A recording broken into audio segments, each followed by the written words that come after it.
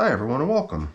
I'm down here in my wormery, and what you see here is my most heavily populated, I believe it's my most heavily populated worm bin. It's red wigglers. It's also my oldest red wiggler worm bin. And in the case of these worms, this bin has not been fed for quite a while now. It's been undergoing what I call a process of foraging. Long ago I had called it a starving phase. The whole idea being that the bin's just not being fed. And I was attempting to, on a regular basis for the past, I don't know how many days, come down here and give the material a little bit of a stir, because it's just sitting out here without any covers on it. I think the last time we checked in on this system, or at least when I last made reference to this system, I was talking about covering it with a material that allows for a certain amount of airflow, but I just didn't feel like it was drying out at the pace that I would like. So I removed the coverings a couple days ago, and I've just been allowing it to be exposed to the air. And the one thing I noticed was that there's just a whole bunch of worms that keep cruising around on the top surface. And I don't know if it's just because maybe it's a really crowded bin or why, but for whatever reason, I just noticed that the worms feel pretty comfortable just coming right out to the surface and cruising around on the surface, spending time out there. Even when the lights are on, they seem like they're still doing it. And I wasn't quite sure what was going on in here. I mean, maybe it's just so crowded that they've got no room down below the surface, so they go to the surface just looking for a little space, a little privacy. I really don't know, but my only reason for coming down here was to first of all, give this container a little bit of a stir, just to get some of the more damp material out to the surface and submerge some of the more dry material that's been out on the surface for the past day or two since the last time I did this. I have been trying to do this on a pretty regular basis.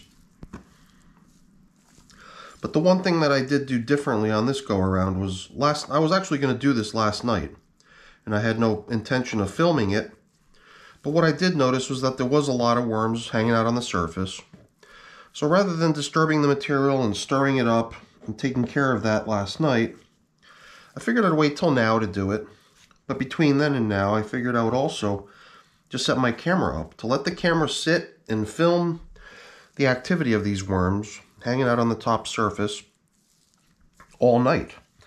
And I didn't really leave very bright lights on. I just left one lamp on at a distance to shine a little bit of light into the surrounding space to illuminate the scene a little bit.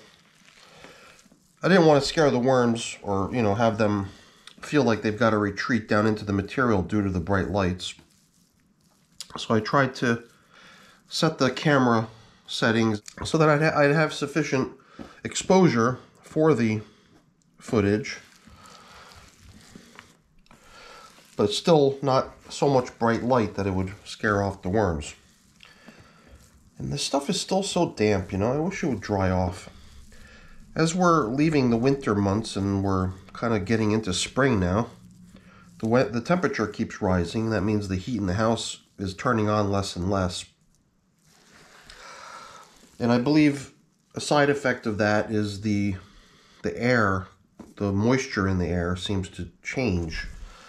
It seems like when the heat's running all the time during very, very cold days, the air becomes very dry in the house with the forced hot air heating system that I have.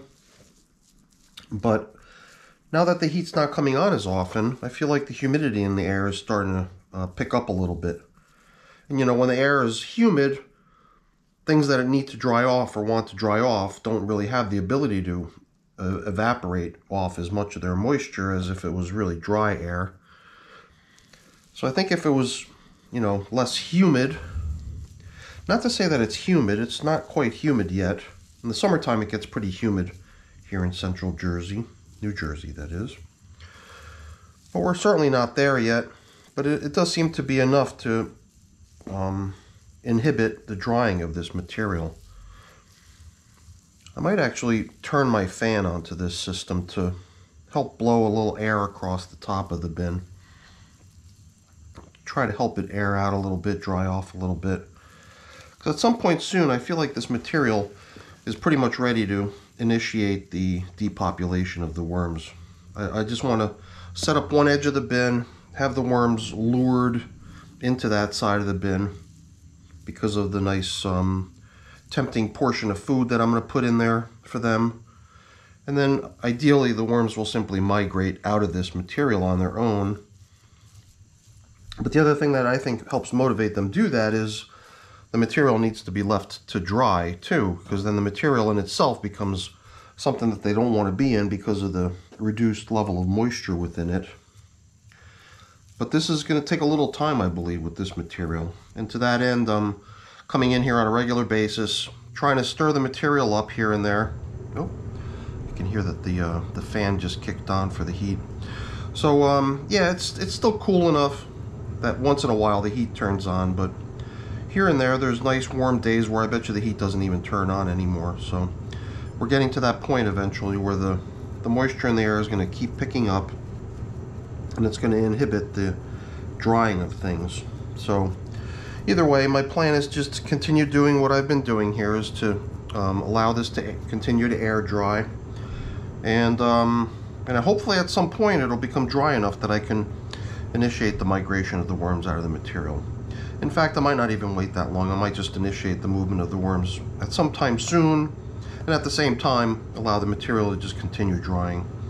And at some point soon, hopefully we'll have material dry enough that the worms just feel like they want to exit this stuff on their own. So I'm just going to put this thing right back up on the shelf the way it is. All I really wanted to do is what you saw me doing here, is till up the material, stir it up a bit, and then the drying of the material will continue. So for now, my oldest worm bin here, Red Wigglers, it's just continuing in the foraging process, but maybe not for much longer. So we'll see how the drying progresses. So before we go, I wanted to just invite you to watch some of the footage I shot last night.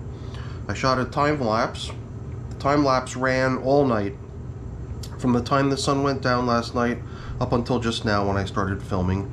So we've got a good, I don't even know, maybe 12, 14 hours worth of footage of the worms just doing their thing out here on the surface. I've not even seen it yet, so I'm going to get up to the computer and put all this stuff into the video editor. I'm very curious to see how that footage turned out. From what I remember, it's about 7 or more minutes of footage. Should be pretty interesting. So I invite you to stick around and watch that for as long as you like. But before I go, let me just really quickly say thank you. Thank you for watching. Hopefully you enjoyed the video. If you did, please remember to leave me a thumbs up. That's always really appreciated. And also, don't forget, stick around for the time-lapse footage to see what these worms did overnight. All right, everyone. Thanks for watching. Bye.